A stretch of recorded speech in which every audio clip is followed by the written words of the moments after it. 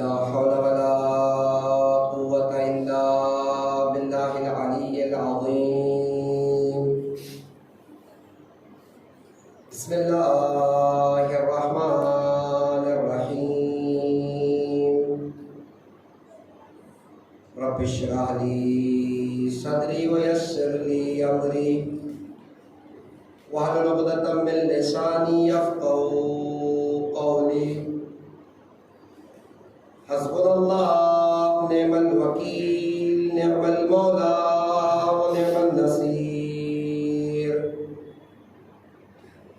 الحمد لله الذي هدانا لهذا وما كنا لنهتدي لولا أن هدانا الله.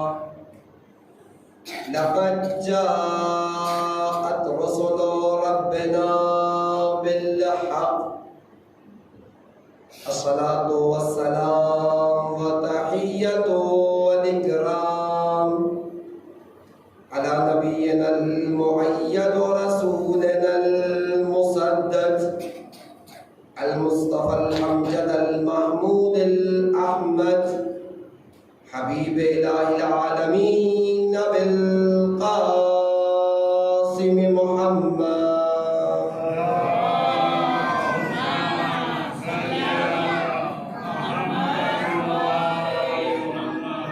وعلى آل بيته الطيبين الطاهرين المعصومين.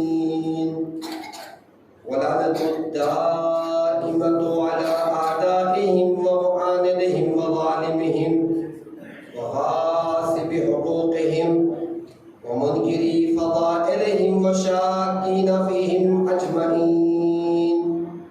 أما بعد، فقد قال إمامنا الرضا عليه الصلاة والسلام: من جلس مجلسا يحيى فيه أمرنا لم يمت قلبه حين تموت القلوب. صلاة محمد وعلى محمد.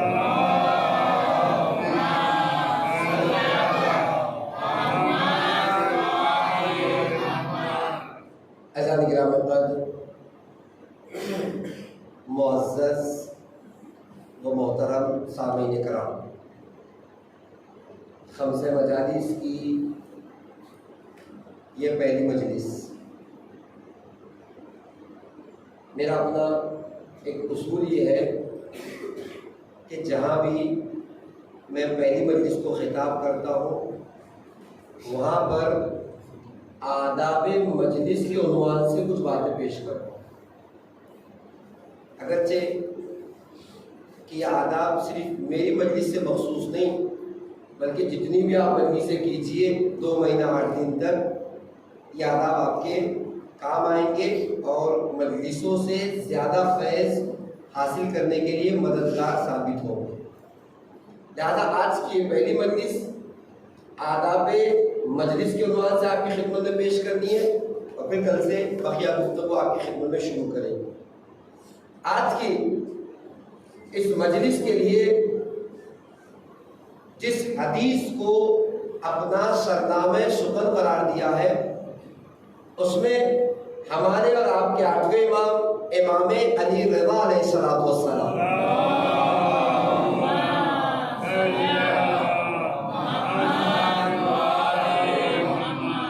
ارشاد فرما رہے ہیں: من جلسا مجلسا یحیی فیہ امرنا لم یمت قلبہ حین تموت القلوب.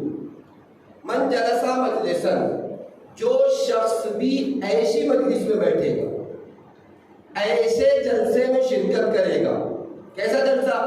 یحیی فیہ امرنا، جس میں ہمارے امر کو زندہ کیا جاتا ہو، جس میں ہمارے دین کو پیش کیا جاتا ہو، جس میں ہماری احادیث کو بیان کیا جاتا ہو.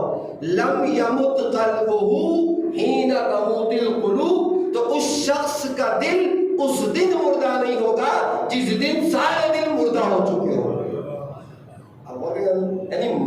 میں آنے کا سب سے چھوٹا فائدہ یہ ہے کہ اگر کل امام کہہ رہے ہیں اگر کوئی شخص ایسی مجلسوں میں آنے کا عادی ہے، ایسے جلسوں میں شرکت کرنے کا عادی ہے جہاں ہماری باتیں ہوتی ہو، جہاں ہماری حدیث بیان ہوتی ہو، جو ہمارا دین بیان ہوتا ہو، تو اس شخص کا دل اس دن مردہ نہیں ہوگا جس دن سارے دل مردہ ہو چکے ہو۔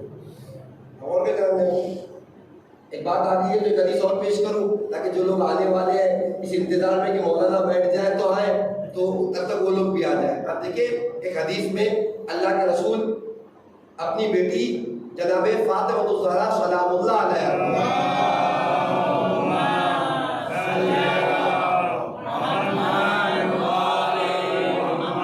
مجلس کا صرف فائدہ بتا دوں، میں اپنے موضوع کی طرف آ رہا ہوں۔ شہزادی اللہ کے رسول شہزادی سے ارشاد فرماتے یا فاطمہ کل عین باکیہ یوم القیامہ الا من بکت علی مصاب الحسین انہا ضاحکۃ مستبشرہ۔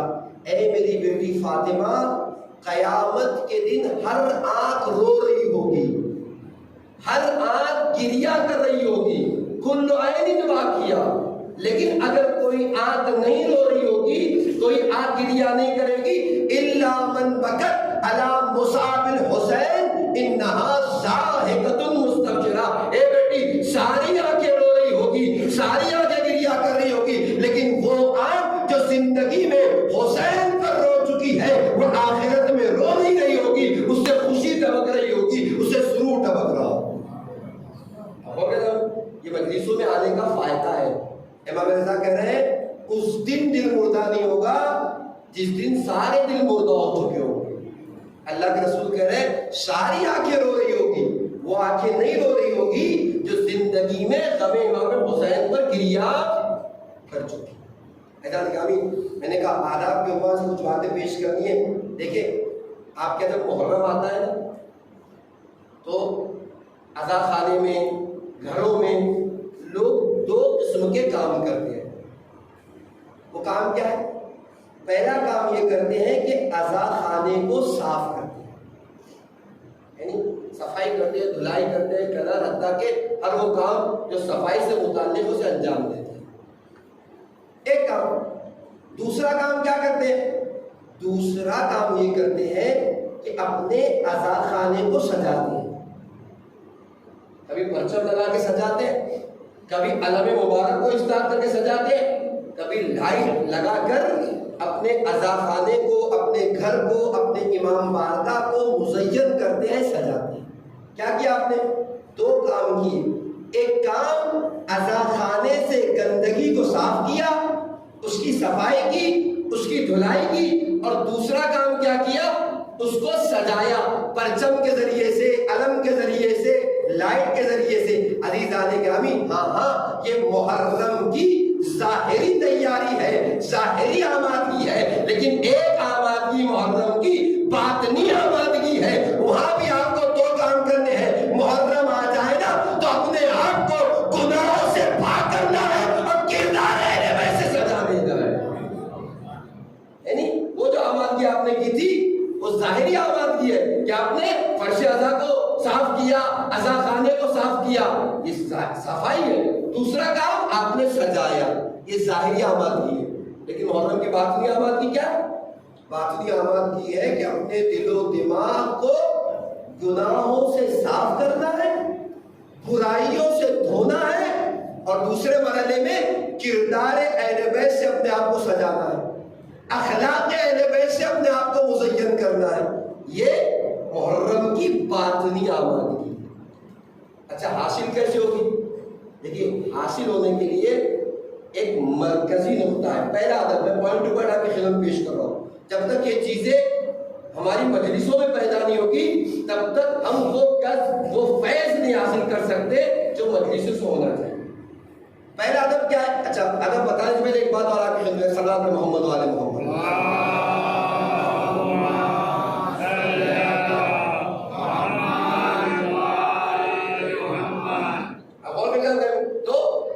باطنی اعمال کی آپ کے متوجہ کہ آپ نے جیسے عزا خانہ صاف کیا، عزا خانے کو سجایا، 2 کام کیے، ویسے محرم میں باطنی اعمال کی کیا ہے؟ اپنے دل و دماغ کو گناہوں سے پاک کرنا ہے اور کردار اور اخلاق اہل بیت سے سجانا۔ اب میں آداب کو پیش کروں اس سے پہلے ایک چھوٹی سی بات آپ کے پیش کروں۔ یاد رکھیے کوئی بھی مجلس ہو اس کے 3 رکن ہیں۔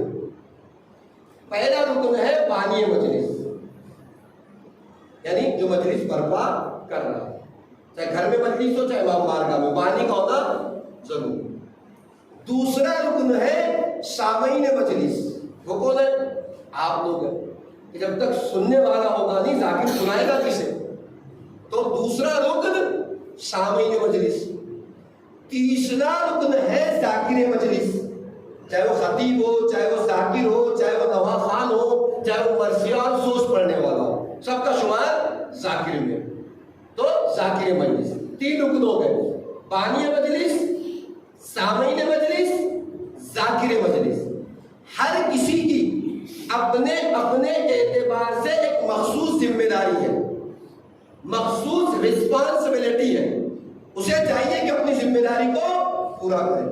اور مجھے میرے پاس اتنا وقت ہے کہ سب کی الگ الگ ذمہ داری کو میں آپ کی خدمت میں پیش کروں، اس لیے تو پھر 5 مجلس اسی میں چلی جائے گی۔ میں آج کچھ باتیں ایسی پیش کر رہا ہوں جو سب کے لیے کامن ہے، چاہے وہ ذاکر ہو مجھ جیسا، چاہے وہ بانی مجلس ہو، چاہے وہ سامعین مجلس ہو، سب کو ان باتوں کا خیال رکھنا ہے۔ کچھ کامن باتیں پیش کرتا ہوں، بات تمام ہو جائے گی۔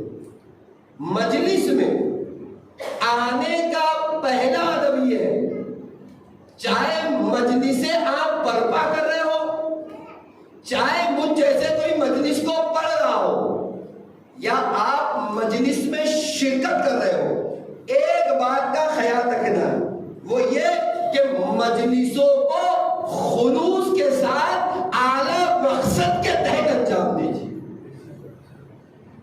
اہم رکن کیا ہے؟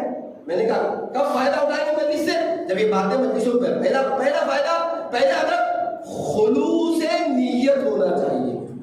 اس لیے کہ آپ جانتے ہیں انسان کا کوئی عمل بارگاہ خدا بندی میں قابل قبول نہیں اگر اس میں خلوص نہ پایا جاتا۔ اللہ کے رسول کی حدیث آپ متعدد مرتبہ سنتے ہیں نا، انما الاعمال بالنیات، انسان کے اعمال کا دار و مدار اس کی نیت پر ہے۔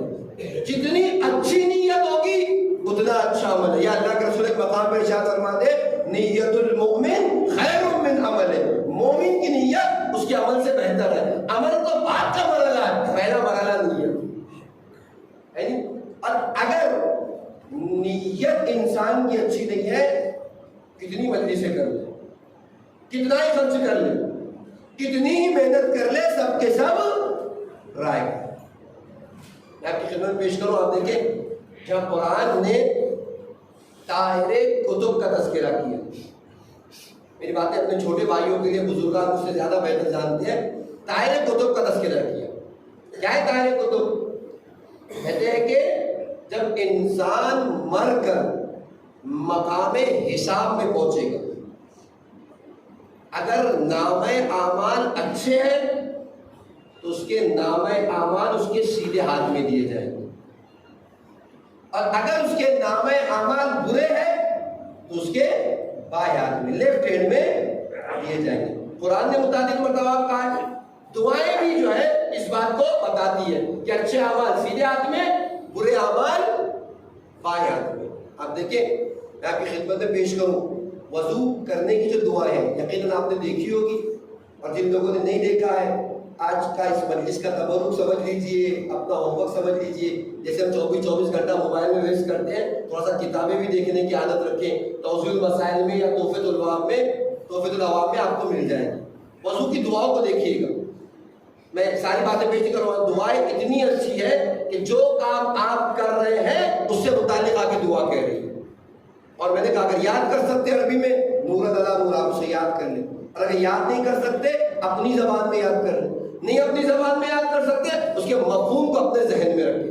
آج کی مجلس کا تبرک ہے، اسے لے جائیے، کبھی موقع ملے گا تو پیش کروں گا کہ تبرک ایک مادی ہوتا ہے، بسکٹ ہے، ٹوسٹ ہے جانے گرامی، لیکن ایک تبرک کے معنوی ہوتا ہے جو مجلس سے ہم لے کر جاتے ہیں، کبھی تفصیل سے میں پیش کروں گا۔ لیکن آج کے اندر طاہر کتب کا تذکرہ، وضو کی دعا میں ساری دعائیں آپ کی خدمت نہیں پڑھ رہا ہوں ورنہ پورا وقت چلا جائے گا، جو میرے موضوع سے متعلق ہے. کیا کہتے ہیں جب ہم سیدھے ہاتھ میں پانی ڈالتے ہیں تو وضو کی دعا کیا کہتی ہے؟ اللہم آتنی کتابی بیمینی والخلد فی الجنان یساری وحاسبنی حسابا یسیرا. اے پروردگارا میرے نام اعمال کو میرے سیدھے ہاتھ میں قرار دینا اور جنت کو ہمیشہ ہمیشہ کے لیے میرے لیے لکھ دینا. وحاسبنی حسابا یسیرا، اور میرے حساب کو آسان ترین حساب بنا. یعنی وضو کی دعا بتا رہی کہ نام اعمال اچھے ہو تو سیدھے ہاتھ میں ملے. یا اب بائیں ہاتھ میں ڈالتے تو کیا کہتے ہیں وضو دعا؟ اللہم لا تعطنی کتابی بشمالی ولا من وراء ظہری ولا تجعلها مغلولۃ الی عنقی. اے پروردگارا میرے نام اعمال کو میرے الٹے ہاتھ میں میرے لیفٹ ہینڈ میں قرار نہ دینا اور میرے نام اعمال مجھے پیچھے سے نہ دیے جائے.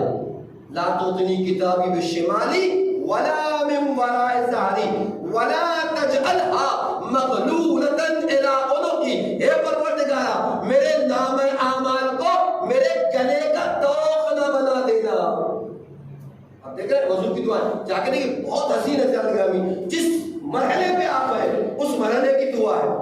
میرا موضوع نہیں ہونا پیش کرتا. آپ دیکھیں جب مسا کرتے ہیں نا وضو کی دعا کیا کہتے ہیں؟ البتہ سر کا مسا کرتے ہیں اللہم بشرنی برحمتک و برکاتک و عفوک. پروردگارا مجھے اپنی رحمت کے مغفرت کے اور جو ہے وہ برکت کے سائے میں ڈھانپ دے.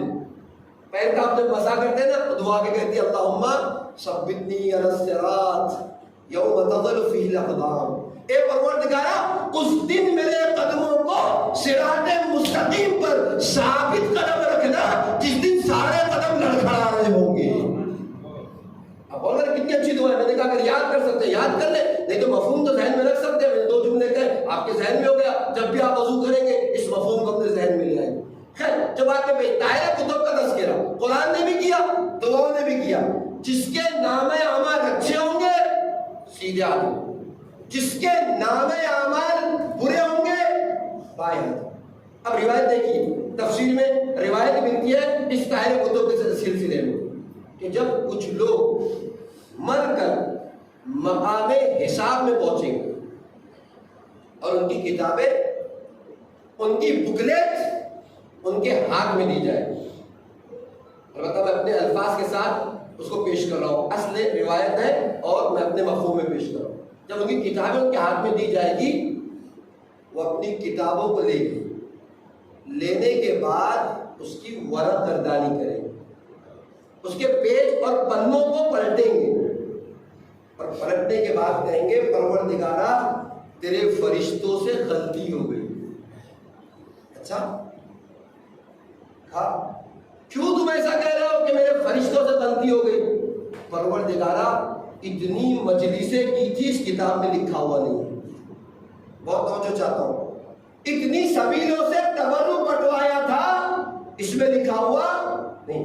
2 گھنٹے کھڑے رہ کے مسجد میں نمازیں پڑھی تھی اس میں لکھا ہوا نہیں ہے. اتنا ڈونیشن فلاں روزے کے بنانے میں، فلاں مسجد کے بنانے میں، فلاں امام بارگاہ کے بنانے میں دیا تھا اس میں لکھا ہوا نہیں ہے. شاید فرشتوں سے غلطی ہو گئی، کسی اور کی کتاب مجھے دے دی گئی. آواز خدا بندی آئے گی نادان پہلے یہ سمجھ لے میرے فرشتے معصوم ہیں، ان سے غلطی نہیں ہوتی. اب تمہارا یہ سوال کہ میری اتنی مجلسیں جو میں نے کرائی تھی اس میں لکھا ہوا نہیں، اتنے ڈونیشنز کا تذکرہ اس میں نہیں، اتنی نمازوں کا تذکرہ اس میں نہیں، تو پروردگار عالم کہے گا تم نے مجلسیں اس لیے کروائی تھی کہ لوگ کہے واہ کیا بڑا آدمی ہے، بڑے بڑے اشرے کرتا ہے، بڑا بڑا تبرک بانٹتا ہے. لوگوں کی واہ واہ کے لیے کیا تھا. لوگ تمہاری واہ واہ کر چکے، میری بارگاہ میں کیا چاہیے؟ ڈونیشن اس لیے دیا تھا کہ مسجد کے مائک سے تمہارا نام لے لیا جائے. لوگ کا کتنا بڑا آدمی ہے، کتنی بڑی رسید پھٹوائی. اب لوگ نے تمہارا نام مسجد کے مائک سے لے لیا، واہ واہ کر چکے، اب میری بارگاہ میں کیا چاہیے؟ نمازیں اس لیے پڑھی تھی کہ لوگ کہے واہ کیا متقی ہے، 2 گھنٹے مسجدوں میں کھڑا رہتا ہے، نماز سے ہٹتا نہیں. تو لوگ تو تمہاری تعریف کر چکے، اب میری بارگاہ میں کیا چاہیے؟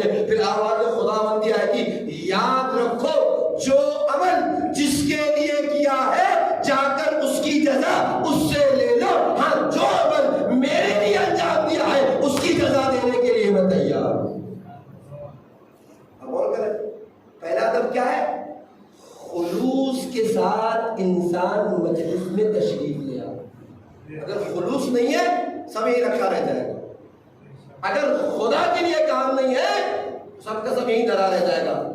اب اگر خلوص ہے تو بارگاہ خدا بندی میں یہ چیزیں پہنچے گی اور بہترین جزا بھی ہمیں دلوائے. ایک چیز کہا تھا کہ خلوص کے ساتھ چاہے مجلس میں آ رہے ہیں آپ مجلس سننے کے لیے, چاہے میں مجلس پڑھنے کے لیے آ رہا ہوں, چاہے مثلا بانی مجلس کر رہا ہوں, خلوص کا ہونا بہت زیادہ ضروری. اگر خلوص نہیں ہے پہلے مرحلے میں ہماری مجلس کے اندر مشکل پیدا ہو گئی, اس کے وہ نتائج ہماری زندگی میں نہیں آئیں گے جو آنے چاہیے. اور ہمارے ساتھ ہو رہا ہے, میں پیش کروں گا آگے. آج ہمارے ساتھ 50 سے 100 سال کا دوران ہی ایسا گزر گیا ہمارے برد صغیر میں, جب مجلسوں نے جیسے اثر چھوڑنا چاہیے تھا ویسے اثر نہیں چھوڑا.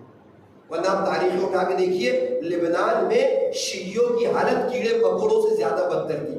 آج ان کی یونیورسٹیاں ہیں, آج ان کی کالجز ہیں, آج ان کے ہاسپٹل ہیں. آپ جا کے معلوم کر لیجئے کہ کس نے یہ کیا. شرف الدین الموسوی المراجعات کے رائٹر جو سب سے پہلے پہنچے تھے, وہ کہتے ہیں اگر منبر حسینی کی دولت ہمارے پاس نہ ہوتی تو ہم لبنان کے شیعوں کو اتنا بات ترقی نہ بنا سکتے.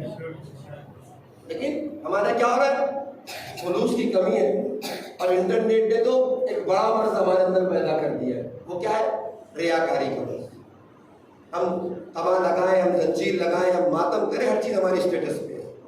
حد ہو گئی گھر کی خواتین کی فوٹو ہمارے اسٹیٹس پہ ہے.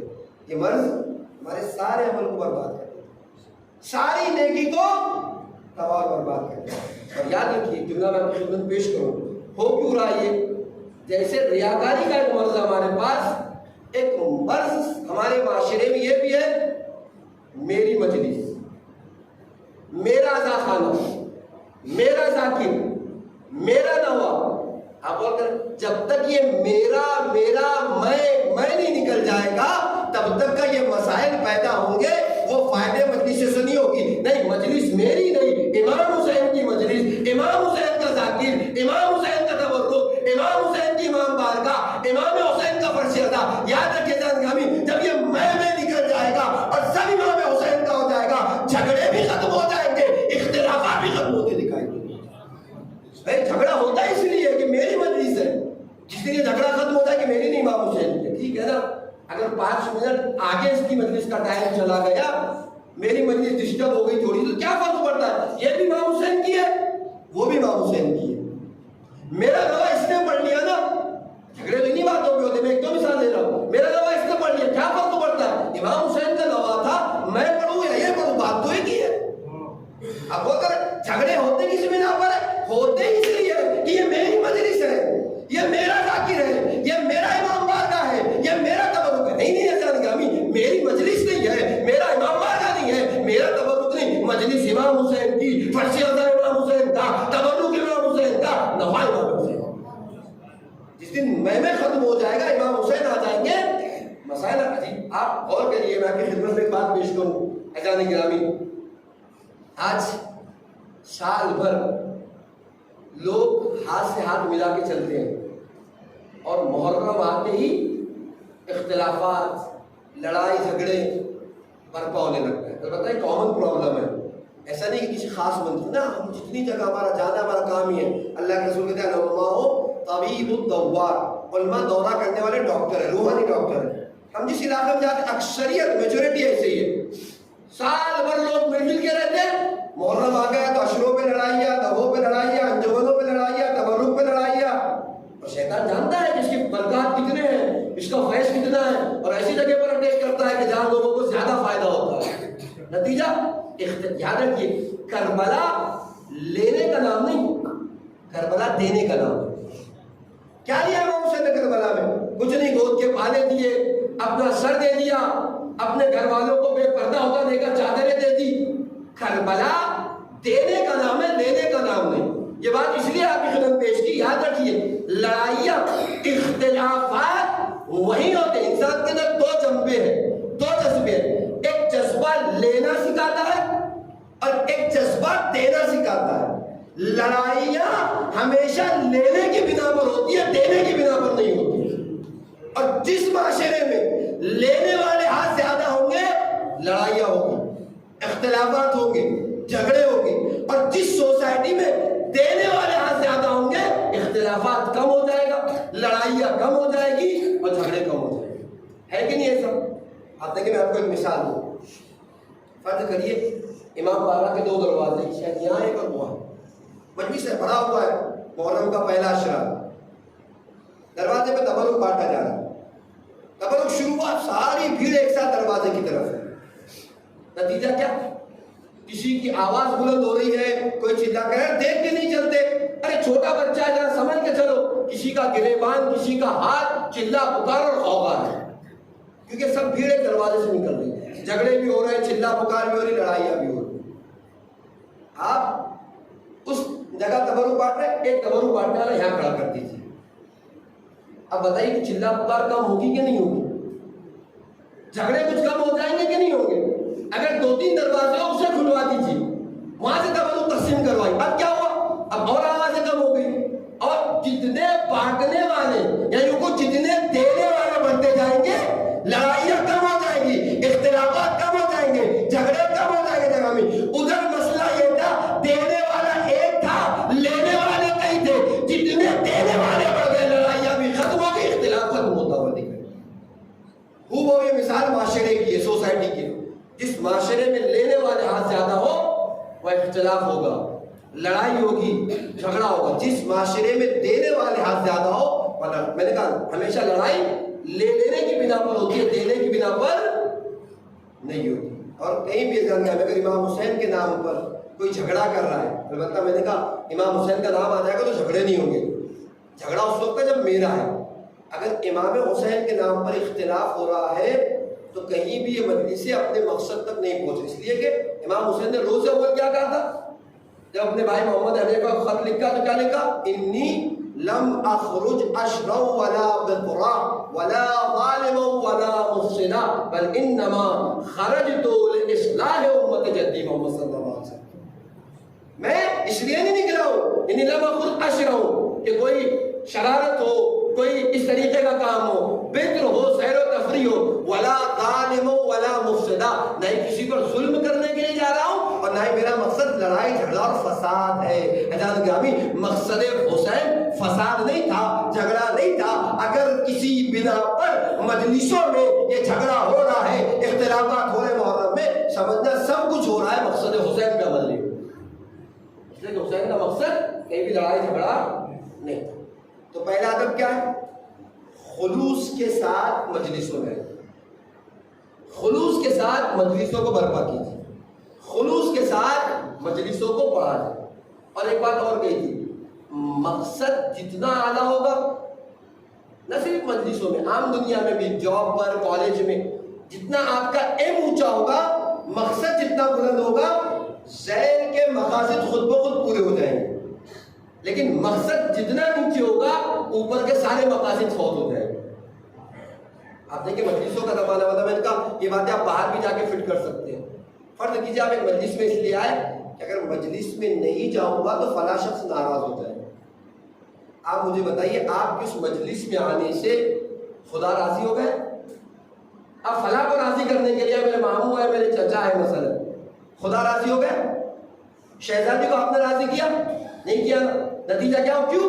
آپ نے نیچے والے مقصد کا انتخاب کیا، اوپر کے سارے مقاصد فوت ہو گئے. لیکن اگر آپ آ کر کہتے کہ مجلس میں اس لیے جا رہا ہوں کہ خدا کی مرضی اس میں ہے، شہزادی کو راضی کر سکوں، یقین مانیے زیر کے سارے مقاصد پورے ہو جائیں گے. خدا بھی راضی ہوگا، شہزادی بھی راضی ہو جائے گی، بانی مجلس بھی راضی ہوگا، تبرک بھی ملے گا، علم میں اضافہ بھی ہوگا.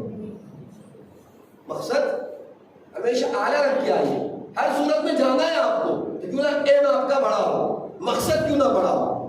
لہذا پہلا ادب یہ ہے کہ مجلسوں کو خلوص کے ساتھ برپا کیا جائے. دین اسلام کی تعلیم ہے. یعنی امام حسین نے، میں ہمیشہ ایک لفظ کہتا ہوں، بتائیے کیا کائنات میں کوئی ذات امام سے زیادہ افضل ہو سکتی ہے؟ نہیں نا. اگر امام کائنات کے افضل ترین ذات کا نام ہے اور جس چیز کے لیے امام اپنے سر کو کٹا دے وہ چیز کتنی قیمتی ہے، اس کا نام ہے دین. یعنی آج جو کچھ ہمارے پاس صدقہ ہے امام حسین کا. اگر ہم نماز پڑھ رہے ہیں، روزہ رکھ رہے ہیں، بلکہ پورا دین، کل دین صدقہ امام حسین. آپ دیکھیں آپ کی خستگی دور ہو جائے. آفتاب دکن علامہ اختر زیدی صاحب کے مسدس کا ایک میں آپ کی خدمت پیش کرتا ہوں. آپ دیکھیں امام حسین کی قربانی کو محسوس کریں اور امام حسین کی قربانی کا نتیجہ دیکھیں، بات آگے بڑھ جائے. کہتے ہیں سروں کی بھیڑ میں دیکھو وہ ظلم کے آگے، سروں کی بھیڑ میں دیکھو وہ ظلم کے آگے، جھکا ہوا جو نہیں ہے وہ سر حسین کا ہے. سروں کی بھیڑ میں دیکھو وہ ظلم کے آگے، جھکا ہوا جو نہیں ہے وہ سر حسین کا ہے. اور یزیدیت جو کہیں منہ چھپائے بیٹھی ہے، خدا کا خوف نہیں اس کو ڈر حسین کا ہے. خدا کا خوف نہیں اس کو ڈر حسین کا ہے. بیت بھی سماعت کر لے. اور پھر کہتے ہیں ہزار سر ہے نمازیں جنہیں بچاتی ہے، نماز کو جو بچا لے وہ سر حسین کا ہے. ہزار سر ہے نمازیں جنہیں بچاتی ہے، نماز کو جو بچا لے وہ سر حسین کا ہے.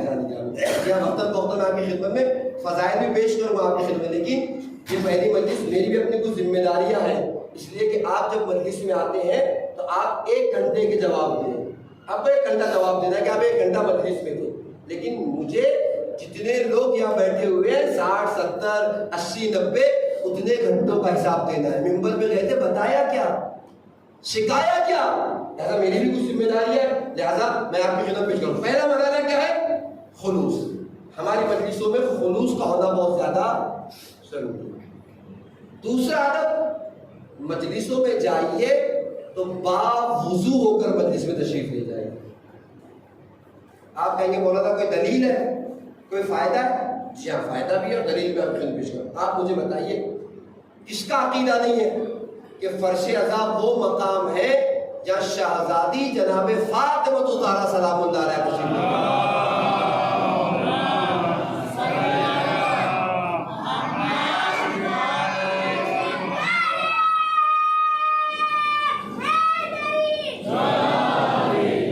سب کا عقیدہ ہے نا کہ شہزادی تشریف لاتی ہے.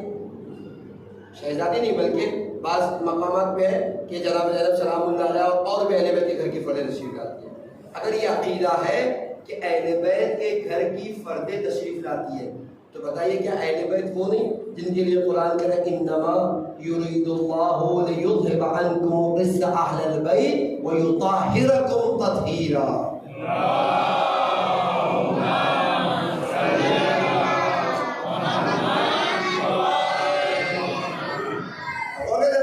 اہل بیت وہ ہے جن کی طہارت کا قصیدہ قرآن پڑھ رہا ہے کہ یہ وہ ہے کہ جن سے ہم نے نجاست کو دور رکھا اور ایسے پاک و پاکیزہ ہے جیسے پاک و پاکیزہ رکھنے کا حق ہے. یہ جو میں آپ کی خدمت میں کہہ رہا تھا باوضو ہو گیا. یہ ذات وہ ہے جو پاک و پاکیزہ ہے. جتنی طہارت کے ساتھ مجلسوں میں تشریف لائیں گے قربت اہل بیت میں اضافہ ہوتا چلا جائے گا اور قربت بڑھے گی. دنیا بھی کامیاب اور آخرت بھی کامیاب ہے. تو نجاستیں ان کے قریب نہیں آ سکتی، گندگیاں ان کے قریب نہیں آ سکتی. لہذا جو جتنا پاک ہو کر جتنا صاف ہو کر مجلس میں تشریف لے جائے گا اتنا اہل بیت سے قربت بڑھے گی اور جتنی قربت بڑھے گی اتنا ہی میں نے کہا زندگی بھی کامیاب اور آخرت بھی کامیاب. اور یقین مانیے میں نے ابتدا میں کہا تھا، پھر آپ کی خدمت میں کہہ رہا ہوں کہ اگر یہ عقیدہ ہے نا کہ شہزادی تشریف لاتی ہے، اہل بیت کے گھر کی فردیں تشریف لاتی ہیں، تو پھر ہونا یہ چاہیے کہ ہم نشینی کا اصول بھی پورا ہو. ہم نشینی کیا؟ کسی کے ساتھ اٹھنے بیٹھنے کے کچھ اصول ہیں. اس میں سے ایک اصول کیا ہے؟ ایک اصول یہ ہے کہ جب 2 لوگ ایک ساتھ اٹھتے بیٹھتے ہیں تو ہوتا یہ ہے کہ ہلکا والا بھاری والے سے کچھ چیزوں کو کسب کر لیتے ہیں، کچھ چیزوں کو لے لیتے ہیں. دیکھیے میں مثال دیتا ہوں اپنے چھوٹے بھائیوں کے لیے، شاید میری بات آپ ایک کام کیجئے، ایک ایپل کی ٹوکری لیجئے، سیب کی. اس سیب کی ٹوکری میں ایک بسکٹ ڈال دیجیے. 1 دن 2 دن اس بسکٹ کو اس ٹوکری میں رہنے دیجیے. اور 1 اور 2 دن کے بعد اس بسکٹ کو اٹھا کے سونگیے. بسکٹ سے کس چیز کی خوشبو آ رہی ہوگی؟ بسکٹ کی یا سیب کی؟ جن لوگوں نے تجربہ کیا ہے وہ کہیں سیب کی آئے گی، اور جن لوگوں نے نہیں کیا وہ جا کے کر لیں. اب کیا ہوگا؟ بسکٹ سے بسکٹ کی نہیں سیب کی خوشبو آ رہی ہوگی. بھئی کیا ہوا؟ بسکٹ کی بھی تو خوشبو تھی، سیب کی خوشبو کیوں آ گئی؟ کہ ہم نشینی کا اصول ہی ہے کہ جو ہلکا ہوتا ہے بھاری والے سے کچھ چیزوں کو کسب کر لیتا ہے، کچھ چیزوں کو لے لیتا ہے. بسکٹ کی خوشبو کم تھی، سیب کی زیادہ تھی. بسکٹ مجبور ہوا کہ سیب کی خوشبو کو اپنا لے. اگر یہ عقیدہ ہے کہ اہل بیت کے گھر کی فرش عزا پر تشریف لے کے آتی ہے تو ہونا یہ چاہیے کہ فرش عزا سے اٹھ کے جائیے تو ہمارے کردار سے کردار اہل بیت کی خوشبو آ رہی ہو، ہمارے اخلاق سے اخلاق اہل بیت کی خوشبو آ رہی ہو. بتائیے کائنات میں کسی کا اخلاق اہل بیت جیسا ہے؟ کسی کا کردار اہل بیت جیسا نہیں ہے نا. بہترین کردار کا نام اہل بیت ہے، بہترین اخلاق کے مالک اہل بیت ہے. تو پھر ہونا یہ چاہیے کہ مجلسوں سے جائیں نکل کر تو ہمارے کردار سے کردار اہل بیت کا ببرا ہو، ہمارے اخلاق سے اخلاق اہل بیت کا پتہ چلے. یقین مانیے یہی چیز ضامن ہے مجلس کی قبولیت کی. پتہ نہیں آپ کے گجراتی پیپر میں، لیکن عام طور سے اردو پیپر جو ہوتا ہے ہمارا، اس میں جو نیوز پیپر آتے ہیں اس میں ایڈ آتا ہے. مثلا کوئی دوائی ہے جو موٹاپے کو کم کرتی ہے نا، تو کیا کرتے ہیں وہ لوگ؟ 2 فوٹو بناتے ہیں، ایک فوٹو اس طرف ایک فوٹو اس طرف، بیچ میں دوائی. اور کیا لکھتے ہیں؟ پہلا فوٹو موٹا بتایا ہوتا ہے، مطلب دوائی کھانے سے پہلے، اور ایک فوٹو بالکل دبلا پتلا والا دوائی کھانے کے بعد. نہیں بتاتے کہ دوا تو کتنا اثر ہوگا. جان اس لیے مثال دے رہا ہوں آپ کی خدمت میں کہ ہمیں بھی چاہیے کہ ہم آ کے محرم سے پہلے اور محرم کے بعد اپنے آپ کو دیکھیں. اتنی تبدیلی اگر نہ ہو، پھر کہہ رہا ہوں فارمیلٹی پوری ہو گئی، رسم پوری ہو گئی، حق فرض ادا پورا نہ ہوا. یعنی دیکھنے والا دیکھے تو کہ محرم سے پہلے کچھ تھا، محرم کے بعد کچھ ہو گیا ہے. اگر ایسی تبدیلی ہے یقیناً قبولیت کا شرف. میں آپ کی خدمت پیش کروں ایک شخص، ہمارے آپ کے پہلے امام علی علیہ السلام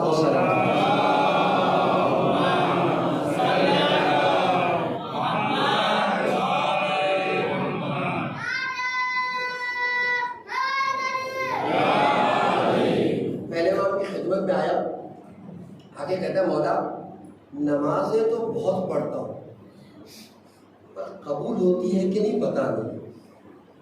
میں کہا اچھا یہ بتاؤ قرآن بھی پڑھتے ہو؟ ہمارا قرآن بھی پڑھتا ہوں. تو قرآن میں یہ آیت پڑھی ہے، کون سی آیت بولا؟ قرآن کہہ رہا ہے بسم اللہ الرحمن الرحیم ان الصلاۃ تنہا عن الفحشاء والمنکر، کہ بے شک نماز انسان کو برائیوں سے اور گناہوں سے روکتی ہے. کہاں مولا پڑھاتے ہیں، لیکن اس کا کیا مقصد؟ کہا وہ آسان سا فارمولہ ہے، نماز پڑھو، اگر گناہوں سے بچ رہے ہو تو سمجھنا نمازیں قبول ہو رہی ہے، اور اگر گناہوں سے نہیں بچ رہے ہو تو سمجھنا نمازیں قبول نہیں ہو رہی ہے، نمازیں جا نہیں رہی ہے. اب اجان گرامی میں نہیں کہتا، شورا کہتے ہیں، علماء کہتے ہیں کہ یہ جشن، یہ مجلس نماز عشق ہے، عشق وہ عشق کی نماز ہے. اگر یہ کہنا ہے کہ یہ مجلس یہ محافل نماز عشق ہے تو اس فارمولے کو لا کر اٹھا کر اس پر بھی فٹ کیجئے. اگر مجلسوں کے بعد تبدیلی ہو رہی ہے تو سمجھنا مجلس قبول، تبدیلی نہیں ہو رہی تو رسم عذاب پوری ہو رہی ہے. اپنے پر جانا پڑا. کربلا انقلاب ہے. میں نے بھی آپ سے کہا کربلا نے تاریخیں بدل دی. ہمارے بر صغیر میں رسمی طور پر عزاداری ہوتی ہے، ہمیں جانا ہے، ایک شیعہ گھر میں پیدا ہو گئے ہیں، نہیں جانی ہمیں اس نیت سے نہیں آئیے گا، اس نیت سے آئیے گا کچھ لے کے جانا ہے، مجھے کچھ بننا ہے مجھے معاملے. اس لیے کہ کربلا انقلاب ہے، کربلا ہو جائے تب بھی انقلاب، کربلا پڑھتی جائے تب بھی انقلاب. اگر تبدیلی نہیں ہو رہی ہے تو نے کہا کہیں نہ کہیں ہو سکتا ہے ثواب مل جائے. رسم ادا پوری ہو رہی ہے، حق فرش ادا پورا. کربلا تبدیلی چاہتی ہے، کربلا بدلاؤ کا نام ہے. جانے کے آپ پوچھ سکتے ہیں کہ کیسی تبدیلی ہوگی. کیسا بدلاؤ ہوگا؟ دیکھیے میں سامنے کی چھوٹی سی مثال دیتا ہوں اور آپ اسے محسوس کریں کہ واقعی کربلا کو اس طریقے سے ہم محسوس کرتے ہیں کہ نہیں کرتے۔ کربلا کی تاریخ میں ایک نام ہے جناب حر کا، سب پہچانتے ہیں؟ کون نہیں پہچانتے؟ جناب حر کون ہے جانتے ہیں؟ لجام فرس پر ہاتھ ڈالنے والے کا، امام حسین کے لجام فرس پر ہاتھ ڈالنے والے کا نام کون؟ اچھا، لجام 1000 کی ٹکڑی لے کے آیا تھا، 1000 کی فوج تھی حر کی، جس کے ساتھ وہ آیا تھا۔ امام حسین کو منزل پہ روکا ہے، جس منزل پر تو لجام فرس پہ ہاتھ ڈالا۔ اس کے بعد کام ختم ہو گیا؟ نہیں، 4 محرم کو خیام حسینی کی منتقلی ہے، اس میں حر اب بھی اپنے لشکر کا سپہ سالار۔ ختم ہونے کے بعد نہیں، 7 محرم اطفال حسینی پر بندش آب، پانی بند کر دیا گیا، اور اب بھی اپنے لشکر کا سردار۔ کیوں میں آپ کی خدمت میں بات پیش کر رہا ہوں؟ اس لیے آپ کی خدمت میں بات پیش کر رہا ہوں کہ اگر یہ کہا جائے کہ تاریخ کربلا کے سب سے بڑے گنہگار کا نام حر ہے تو شاید غلط نہ ہو۔ خود حر نے کہا تھا نا، بعض مقاتل میں اہل منبر پڑھتے ہیں کہ حر کہتا ہے مولا اگر میں نہ لاتا تو شاید آپ یہاں نہ آتے۔ تاریخ کربلا کے سب سے بڑے گنہگار کا نام حر۔ ہوا کیا؟ شب عاشور کے بعد فکریں بدلی، عقیدے میں تبدیلی آئی، خدمت امام حسین میں آ گئے۔ اچھا، خدمت آپ مقتل اٹھائیے، عین مقتل آپ سے پیش کر رہا ہوں۔ خدمت امام حسین میں جس انداز سے گیا آپ سنتے ہیں، الگ الگ انداز لوگوں نے بیان کی۔ آگے کہ اخطاء ابن رسول اللہ، ایک فرزند رسول مجھ سے غلطی ہو گئی۔ یہ نہیں کہتے کہ مجھے معاف کر دیجئے، کیا کہتے ہیں؟ فرزند رسول کیا میری غلطی معاف ہو سکتی ہے؟ جملے آتا کہ مقصد دیکھ لیجئے، کیا میری غلطی معاف ہو سکتی ہے؟ 2 جملے، فرق محسوس کیجئے۔ مجھے معاف کر دیجئے نہیں، میری غلطی معاف ہو سکتی ہے۔ کیوں جناب یہ کہہ رہے ہیں؟ اس لیے کہ حر جانتے ہیں اتنا بڑا گنہگار ہوں، اتنا بڑا خطا کار ہوں کہ معافی کے چانسز نہیں ہے، بولا معاف ہو سکتی ہے۔ کیا کہا وہ سینے سے لگا، انت حر فی الدنیا والآخرہ، اے حر تم دنیا میں بھی حر آخرت میں بھی حر۔ کوئی نئی بات پڑھی ابھی تک میں نے اتنی 2-3 منٹ میں سب آپ کو سناؤ، ہو سکتا ہے ایک آدھا جملہ ادھر ادھر ہو، سب کوئی بات ہے نا؟ اچھا، کتنی بار آپ کو تذکرہ سنا جناب حر کا؟ میں کہتا ہوں کچھ نہ صحیح ہر سال ایک بار تو آپ سنتے ہیں جناب حر کا تذکرہ پورے محرم میں۔ اگر کوئی 40 سال کا ہے، 10 سال بے شعوری کے نکال دیجیے، 30 سال سے جناب حر کا تذکرہ آپ سن رہا ہو۔ کوئی 50 سال کا ہے، 40 سال سے جناب حر کا تذکرہ ہر سال ایک بار ہی صحیح، 60 سال کا 50 سال سے سن رہا ہے کہ نہیں سن رہا ہے؟ کیا سن رہا ہے؟ درس کربلا، حر جیسے گنہگار جان کے دشمن کو امام حسین نے منٹوں میں معاف کر کے یہ پیغام دیا کہ یاد رکھو مجلسوں کے بعد اگر اپنوں کو معاف نہ کر سکے تو تم نے کربلا کی تاریخ سے لیا کیا، سیکھا کیا؟ درس کے 40 سال تک ان کو سنتا رہا، 40 سال تک معافی کے درس کو سیکھتا رہا۔ اس کے بعد مجھ میں یہ صلاحیت نہیں پیدا کہ اپنے چچا کو معاف کروں، میں اپنی خالہ کو بخش دوں، میں اپنے ماموں کو معاف کر دوں۔ اگر یہ کام نہیں کر سکتا تو کربلا سے لیا کہ فارمیلٹی پوری کی، مجلسوں میں آ گیا۔ امام حسین نے یہی تو پیغام دیا، جان کے دشمن کو امام حسین معاف کر دے، اور اپنے چچا کو معاف کرنے کے لیے تیار نہیں، اپنے ماموں کو بخشنے کے لیے تیار نہیں، اپنی پھوپھی کو بخشنے کے لیے تیار نہیں۔ ابھی قصد کرے مولا حسین آپ کے صدقے میں جس کسی سے ناراضگی ہے آپ کے توسط سے اسے بھی معاف کرتا ہوں، آپ مجھے معاف کرے۔ یاد رکھیے اللہ کے رسول حضرت محمد مصطفیٰ صلی اللہ علیہ وسلم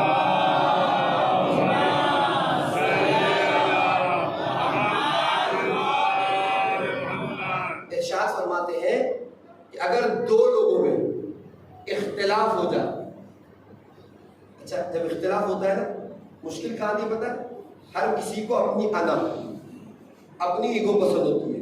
بڑا بولتا ہے، بڑا کہتا ہے میں کیوں جاؤں، میں تو بڑا ہوں، وہ چھوٹا ہے اسے آنا چاہیے، اور چھوٹا کیا بولتا ہے میں چھوٹا ہوں اپنا بڑا پنا دکھائے وہ آگے معاف مانگ لے۔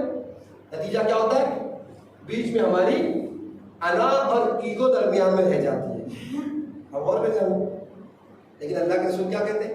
اگر دو لوگوں میں اختلاف ہو جائے اور بات یہاں پر آئے کہ کون کس کے پاس معافی کے لیے جائے، اس میں سے ایک پہل کرے اور معافی کے لیے قدم بڑھا دے، تو اللہ کے رسول کہتے ہیں کل جب دونوں کے جنت میں جانے کی باری آئے گی تو سب سے پہلے وہ جنت میں جائے گا جس نے معافی کے لیے پہلے قدم بڑھایا۔ اور امیر کائنات بھی کہتے یاد رکھو، اکڑنا مردوں کی صفت ہے، جھکنا زندوں کی صفت ہے، جھک کے بتاؤ کہ تم زندہ ہو، مردہ نہیں ہو۔ آپ نے ایک مثال دی، ورنہ اس قسم میں کتنی کربلا کی مثال ہے جو ہر سال ہم سنتے ہیں، اور ہر سال سننے کے بعد میں نے کہا اگر یہ جذبہ ہمارے اندر پیدا نہیں کر سکے، یہ بات ہم اپنے اندر پیدا نہیں کر سکے، پھر کربلا کیا بنے؟ کربلا سے لیا کیا؟ میں نے کہا اگر تبدیلی نہیں ہو سکتا، رسم عذاب پوری ہو گئی، حق فرش عذاب پورا نہیں ہو۔ پہلا ادب کیا ہے؟ خلوص کے ساتھ مجلسوں میں ہم آئے، خلوص کے ساتھ مجلسوں کو برپا کریں۔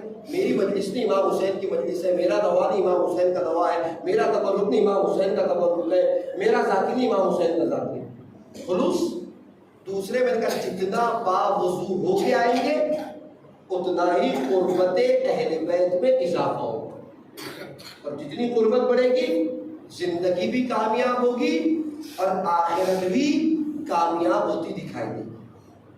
اس کے بعد اگلا ادب یہ ہے کہ یہاں ممکن ہو، یہاں گھر جانے کے بعد ممکن ہو جو باتیں آپ سنیں مجلسوں میں اس کو لکھا کریں، خاص کر کے میں اپنے ہم عمر بھائیوں کے لیے اس کو لکھ لیا کریں، 2 باتیں 4 باتیں جو آپ کے ذہن میں رہیں۔ کیوں؟ اس کی وجہ کیا، اس کی دلیل کیا؟ میں آپ کی خدمت میں دونوں دلیلیں پیش کرتا ہوں، دیکھیں دونوں فائدے اس کی خطاب پیش کرتا ہوں، لیکن ایک روایت میں جا کے پیش کروں۔ اللہ کے رسول کی خدمت میں ایک شخص آیا، آ کے کہتا ہے یا رسول اللہ ما هو العلم، علم کسے کہتے ہیں؟ اللہ کے رسول کہتے ہیں اگر کوئی عالم، کوئی پڑھا لکھا کوئی بات کہہ رہا ہو فاستمع، اسے غور سے سنو۔ کہ یا رسول اللہ بہت سی باتیں سنتے ہیں لیکن ذہنوں سے نکل جاتی ہیں، ذہن میں کچھ بھی نہیں رہتا۔ تو اللہ کے رسول کہتے ہیں قید العلم بالقلم، کیا کرو؟ اسے اپنے علم کو قلم سے قید کر لو۔ اس کے بعد یا رسول اللہ، اس کے بعد علم حاصل ہو گیا؟ نہیں، علم حاصل نہیں ہوا۔ اس کے بعد اسے دل و دماغ میں جگا دو، اور جب دل و دماغ میں آ جائے گا تو اسے اپنی عملی زندگی میں لے آؤ۔ اللہ کے رسول کہتے ہیں جو شخص بھی اس علم کو اپنی پریکٹیکلی لائف میں عملی زندگی میں لے کے آئے گا، سمجھنا اس نے علم حاصل کر لیا۔ ہمارے کیا کانسیپٹ ہے؟ کتاب پڑھنے کا نام علم حاصل کرنا ہے، استاد کے سامنے جا کے پڑھنا علم آنا۔ اللہ کے رسول کہتے ہیں پڑھنا علم نہیں ہے، سننا علم نہیں ہے، جب تک یہ علم تمہاری پریکٹیکلی لائف میں عملی زندگی میں نہ آ جائے اسے علم نہیں کہہ سکتے۔ یعنی ایک شعر ہے عربی کا منسوب امام علی سے، البتہ خود میں نے کسی کتاب میں نہیں دیکھا، جتنی کوشش کی، لیکن اس شعر کی خوبی ہے کہ جب چھٹے امام کا 4000 اسٹوڈنٹ اور شاگرد آپ کے سامنے بیٹھے تھے، کچھ تو امام نے لکھ کے لگایا تھا وہ شعر، تاکہ جتنے بیٹھے ہوئے سب کو دکھائی دے۔ اس میں شعر میں کیا تھا پتہ نہیں معلوم امام علی کا ہے کہ، لیکن ہاں یہ بات طے ہے کہ چھٹے امام نے اپنے پیچھے لکھ کے لگایا تھا۔ کیا ہے شعر میں؟ امام علیہ السلام کہتے ہیں لیس الیتیم قد مات والدہ ان الیتیم یتیم العلم والادب۔ یاد رکھو یتیم وہ نہیں جس کے والد کا انتقال ہو گیا ہو، یتیم وہ ہے جس کے پاس علم اور ادب نہ پایا جاتا۔ یعنی علم بھی کافی، علم کے ساتھ ادب آ جاتا، انسان کی پریکٹیکلی لائف میں آئے۔ آپ نے محسوس کیا یہ فائدہ ہے لکھنے کا۔ اگلا فائدہ ایک کتاب ہے معراج السعادہ، بہت اچھی کتاب ہے، اور جہاں تک میرے علم میں اردو ترجمہ ہو چکا ہے، ہو سکتا ہے انگلش میں بھی اور گجراتی میں بھی اس کا ترجمہ ہو گیا ہو۔ وہاں آیت اللہ احمد نراقی لکھتے ہیں، روایت ہے امیر کائنات حضرت علی ابن ابی طالب علیہ السلام،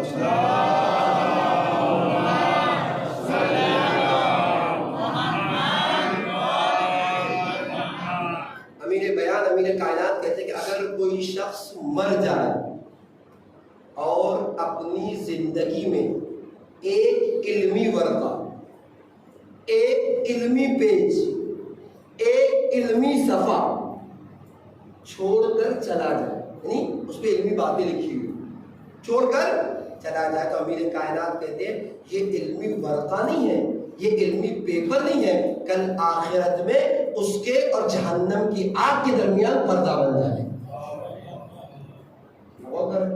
سال بھر میں نے کہا البتہ 5 دنوں میں کیا میں آپ کے سامنے رہوں گا، مجھے آپ کے حالات پتا، لیکن ہمارے قوم کی حالت یہی ہے، کتابوں سے ہم دور ہو گئے، مکتب ہمارے یہاں نہیں کے برابر رہ گئے، واحد جگہ بچی ہوئی ممبر جو درسگاہ حسینی ہے۔ اللہ اس کی حفاظت کرے، سننے والوں کی، پڑھنے والوں کی درمیانی۔ اگر اس ممبر سے بھی ہم نے ویسا کسب نہیں کیا جیسا کسب کرنا چاہیے تو آئندہ میں ہمارا کیا ہوگا ہمیں نہیں پتا ہے۔ لہذا کوشش کریں تھوڑا لکھے اسے، حتیٰ کہ اسی میں میرا شادہ میں اس کے نیچے امام علی کی دوسری حدیث میں کہتے ہیں کہ جب ایک انسان کسی علمی بات کو لکھتا ہے، ہر لائن نہیں، ہر لفظ نہیں، بلکہ امام کہتے ہیں ہر حرف پر خدا ایک نیکی کا ثواب عطا کرے، ہر لیٹر کے عوض میں ایک نیکی۔ غور کریں تو اگلی ذمہ داری کیا ہے؟ اگلی ذمہ داری یہ ہے کہ انسان جو سنے 70% نہ صحیح 5%، 10%، تھوڑی سی 2 باتیں، 1 بات اسے لکھے۔ جب ہم چلے جائیں گے تو امام کہتے ہیں علمی ورقہ نہیں بلکہ آپ کے اور جہنم کی آگ کے درمیان پردہ بن جائے گا۔ یہ اس کے لکھنے کا فائدہ ہے۔ البتہ باتیں تو بہت سی رہ گئی اور وقت نہیں رہا کہ آپ خدمت پیش کروں۔ یہ آداب ہے مجلس کے جو آپ خدمت پیش کر رہا تھا کہ ان پر آدمی توجہ دے، اور جلدی ایک دو بار خدمت پیش کروں کہ مجلس میں جب آپ جائیے جہاں جگہ مل جائے وہیں بیٹھ جائیے، اس لیے کہ ہمارے آپ کے 11 امام میں حسن عسکری علیہ السلام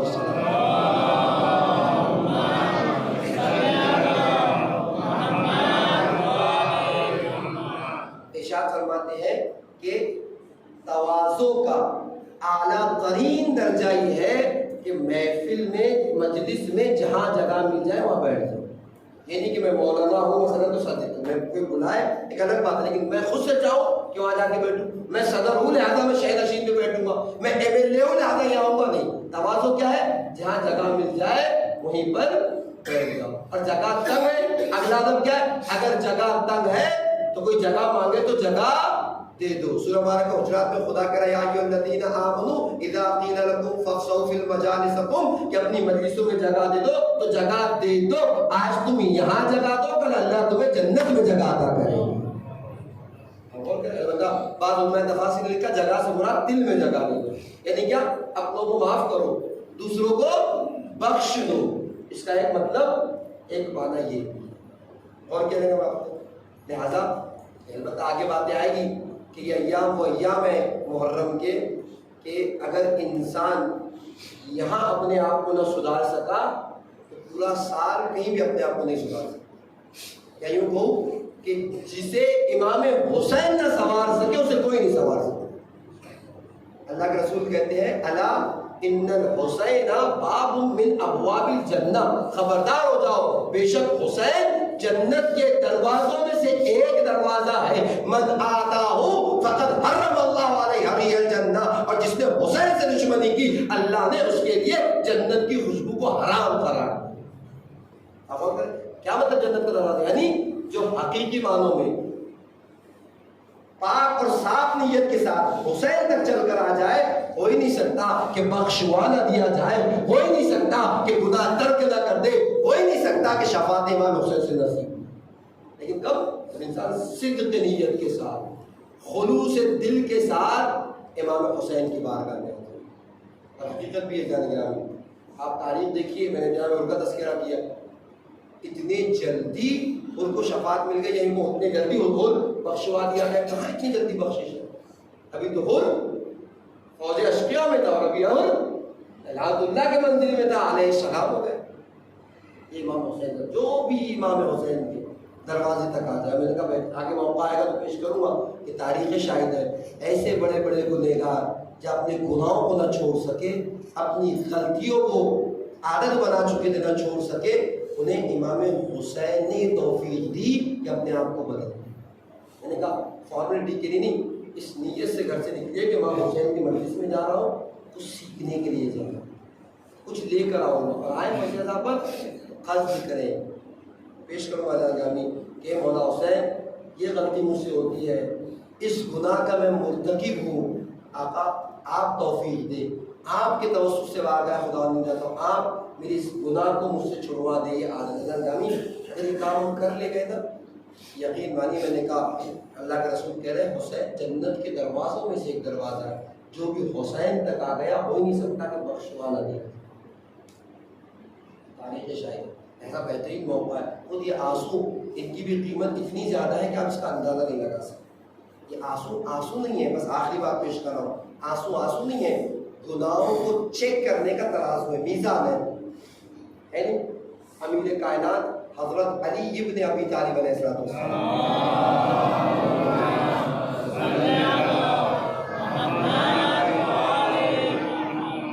ارشاد فرماتے ہیں نہج البلاغہ کے کلمات کے ساتھ، ما جفت الدموع الا بقصۃ القلوب، ما قصت القلوب الا بکثرت الذنوب.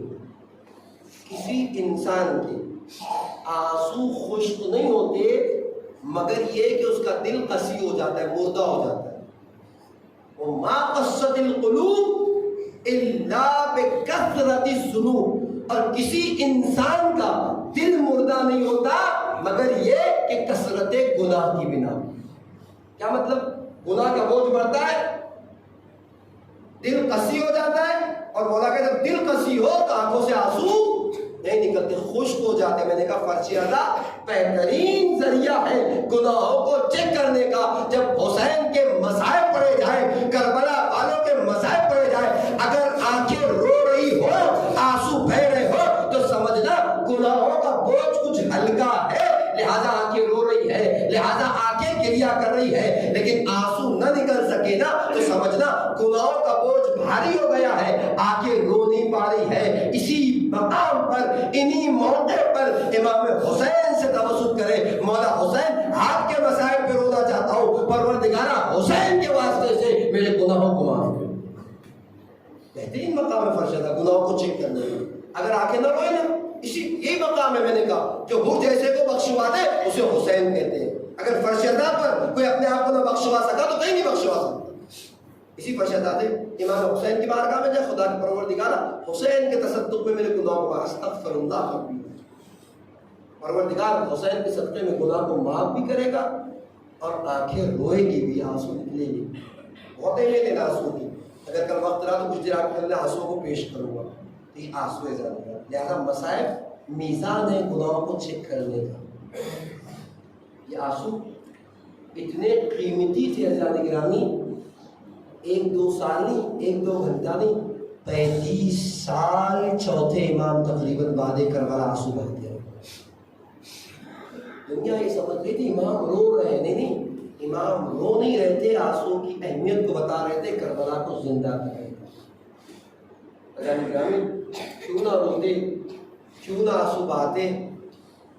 ہر لمحے پر ایک منظر امام کی نگاہ کو سامنے آتا تھا. پانی آتا تو رو کر کہتے تھے قتل ابن رسول اللہ اتشان، فرزند رسول کو پیاسا سوا کر دیا. کھانا سامنے آتا تو کہتے قتل ابن رسول اللہ جائع، فرزند رسول کو بھوکا سوا کر ڈالا گیا. ارباب ایسا جس مرحلے پر امام ہوتے اس مرحلے پر کربلا یاد آتا ہے. اور کیوں نہ یاد آئے ارباب ایسا؟ تاریخ نے لکھا عصر عاشور تک امام حسین کا امتحان تھا. بعد عصر عاشور علی کی بیٹی زینب اور بیمار امام امتحان دے رہے تھے. تاریخ کہتی ہے جب 11 محرم کو اسیروں کا لٹا ہوا قافلہ کربلا سے کوفہ اور شام لے جایا جا رہا تھا، ایک ملون آ کے کہتا ہے کہ بیویوں کو ناقے پر سوار کر دو تاکہ قافلہ کوفہ اور شام کی راہ پہ چل پڑے. ایک ملون بیوی کے قریب پڑا، علی کی بیٹی آگے بڑھ کے کہتی خبردار تو نامحرم ہے، آگے نہ بڑھنا. علی کی بیٹی زینب سب کو سوار کر دے. تاریخ کہتے شہزادی زینب آگے بڑھی، کبھی اپنی بہن کلثوم کو سوار کیا، تو کبھی بھابھی رباب کو سہارا دیا، تو کبھی بھابھی لیلا اور فروا کو ناقے پر سوار. مختل کے جملے ہیں جان گرامی. میں پڑھ رہا تھا، سوچ رہا تھا کہ یہ مرحلہ کیوں کر یہ مرحلہ ہے، جب سب کو سوار کر چکی نا شہزادی، تو اس بیمار بھتیجے کی خدمت میں پہنچی جو ایک کونے میں ہاتھوں میں ہتھکڑیاں، پیروں میں بیڑیا، گلے میں خاردار ٹوپ پہنے کھڑا ہوا تھا۔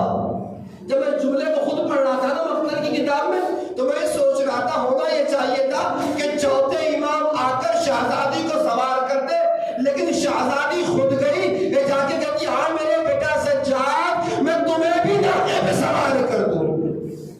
امام سجاد کہتے پھوپھی اماں آپ سوار ہو جائیں، مجھے ان کے حال پر چھوڑ دیں، جیسے ہی چاہیں گے سوال کریں گے۔ میں سوچ نہیں پا رہا تھا کہ کیوں شہزادی آگے بڑھی تھی، لیکن وہ خدا اس وقت خدا جب روایت کو مکمل پڑھا، تاریخ نے لکھا علی کی بیٹی سب کو سوار کر چکی۔ چوتھے امام کے جملے ہیں، امام وقت ہے، اطاعتاً شہزادی چلی گئی، اپنے ناقے کے قریب تو گئی، لیکن قریب جانے کے بعد ایک لمحے کے لیے سر کو جھکا کر کھڑی ہو گئی۔ مختل نے نہیں لکھا شہزادی کہہ کیا رہی ہے، لیکن اہل منبر کہتے ہیں عجب نہ ہو شہزادی نے فرار کر کے کہا ہوگا اے بھیا باز کل مدینے سے چلی تھی، اے بھیا کل مدینے سے چلی تھی تو تم نے جادو سمیٹے تھے، اے بیٹا اکبر قاسم تم نے تو شانے دامے تھے، آؤ آ کر اپنی پھوپھی کو سوال کرو۔ یا علماء کہتے ہیں شہزادی نے مختل کا رخ کر کے کہا ہوگا اے بھیا حسین کہ جب عصر عاشور تمہیں کوئی سوال کرنے والا نہ تھا نا تو میں نے سوال کیا تھا، آؤ آ کر اپنی بہن کو سوال کرو۔ اشرکم اللہ۔ تاریخ کہتی ہے جب چوتھے امام نے اس منظر کو دیکھا، ہاتھوں کی ہتھکڑیوں کو سنبھالے، پیروں کی بیڑیوں کو سہارا دیا، پھوپھی کے کچھ قریب آئے، مختل کے جملے یہاں سمجھ میں آیا کہ شہزادی کیوں گئی تھی چوتھے امام تک چل کر۔ ابھی چل ہی رہے تھے، بدن میں اتنی نقاہت تھی کہ پھوپھی کے پاس پہنچنے سے پہلے گر پڑے، اور جب گرے ہیں نا بجائے اس کے کوئی سہارا دیتا، ایک ملعون تازیانہ لے کر آگے بڑھا، تازیانہ برسا کے کہتا تمہیں بیٹھنے کا حق نہیں، کھڑے ہو کر چلنا ہے۔ اب میری سمجھ میں آیا کہ شہزادی کیوں گئی تھی، جانتی تھی اگر یہ ملعون سوار کریں گے نہیں معلوم تازیانہ مار کے سوار کریں گے یا سجاد کو کھینچ کر سوار کریں گے، اس لیے شہزادی کہتی آؤ بیٹا سجاد میں تمہیں بھی سوار کر دوں۔ تاریخ کہتی ہے امام سجاد نے اپنے آپ کو پھوپھی تک پہنچایا، نقاہت دی، کچھ سہارا دیا، کچھ شہزادی نے حوصلے بڑھائے، شہزادی بھی ناقے پر سوار ہو گئی۔ بس مسائل تمام ہو رہے، مختل نے لکھا اب یہ اسیروں کا لٹا ہوا قافلہ 11 محرم کو کربلا سے چلا نہیں، مختل کہتا ہے کہ لاشائے شہداء کے درمیان سے گزارا جانا ہے۔ لاشائے شہداء کے درمیان سے جب گزارا گیا نا، علی کی بیٹی زینب نے ایک ایسے لاشے کو دیکھا جو بھائی کا لاشا معلوم ہوتا تھا، پشتے ناقہ سے اپنے آپ کو لاشے پہ گرا دیا۔ سن سکتے ہو آخری جملہ ہے، اس سے بڑی مصیبت کیا ہوگی، کون زینب عزیزہ میں گرامی۔ آپ یاد کریں ایک جملہ میں کہہ دوں پھر اس مختل کے اس روایت کے اس جملے کو پڑھوں گا، یاد رکھیے بہت سی مصیبتیں شہزادی نے اٹھائی۔ جب کسی پر مصیبتیں ٹوٹتی ہیں نا تو ڈاکٹرز کہتے ہیں اسے رلاؤ، یہ روئے گا تو اس کا بوجھ ہلکا ہوگا۔ شہزادی کی جب بہت سی مصیبتیں تو علماء کہتی ہے ایک مصیبت یہ کہ بعد عصر عاشور زینب صحیح سے رو بھی نہ سکی۔ کیوں نہ روئے؟ جب بھی رونا چاہتی تھی اگلے مرحلے میں آنسو پہنچ لیتی تھی، علماء کہتے شاید یہ خیال کرتی رہی ہوگی اے زینب اگر تم رو لوگی تو سکینہ کو کون سہارا دے گا، اے زینب تم رو لوگی تو بیویوں کو کون تسلی دے گا، یہ کہہ کر شہزادی اپنے آپ کو روک دیتی تھی۔ اب تاریخ اور مختل کہتے ہیں جیسے بھائی کے لاشے کو دیکھا، پشتے ناقہ سے اپنے آپ کو بھائی کے لاشے پہ گرا تو دیا۔ یاد رکھیے گا کسی کے پہچاننے کے دو طریقے ہوتے ہیں، یا لباس سے پہچانا جاتا ہے یا سر سے پہچانا جاتا ہے۔ ارے زینب کیسے پہچانتی یہ بھائی کا لاشا ہے جس کے جسم عطا پر لباس نہیں، جس کے جسم پر سر نہیں، گرا تو دیا، زخموں کو دیکھا، سوال کر کے کہتی ہے انت اخی انت ابن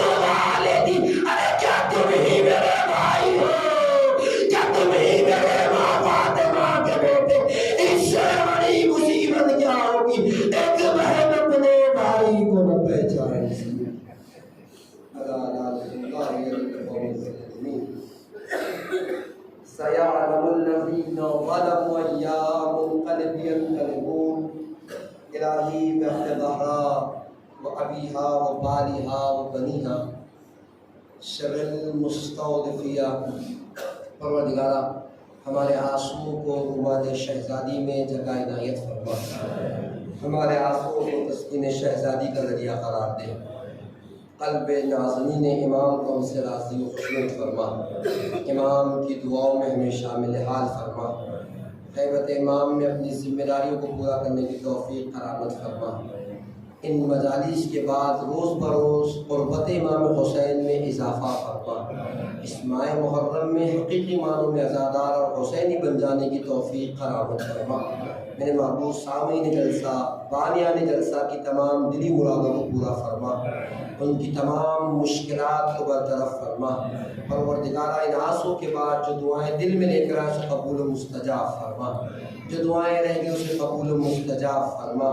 پروردگارہ جن حضرات نے ممبر کے بعد آنسوں کے بعد دعاؤں کی گزارش کی، پروردگارہ ان سب کی دلی دعاؤں کو مستجاب فرما.